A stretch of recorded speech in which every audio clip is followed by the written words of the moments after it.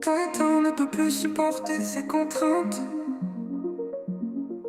Il se sent prisonnier, c'est trop dur de vivre sur la terre sainte. Peut-être qu'il n'assume pas non plus d'avoir mis sa sœur enceinte. Dans sa famille, visiblement, on ne plaisante pas lors des étrennes. Il cherche sur la carte sa prochaine destination, mais avant tout il veut choisir avec soin la population.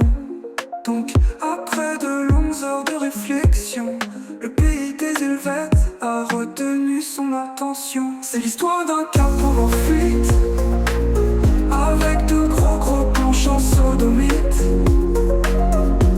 À la recherche d'un réseau, pourquoi pas de jésuites, pour l'exfiltrer dans un pays romantique, du genre Messerschmitt. Il paraît qu'à Genève la mer est bonne, et qu'il y a plein de filles super mignonnes. Lui ne veut pas de bretonne, son type c'est plus Sévabronne. Mais pour y parvenir il faut que Tintin mette la main sur la 5e colonne. Il veut y arriver, il est vraiment prêt à tout. Par contre depuis quelques jours, pas moyen de mettre la main sur Milou. C'est pas faute d'avoir cherché le toutou un peu partout.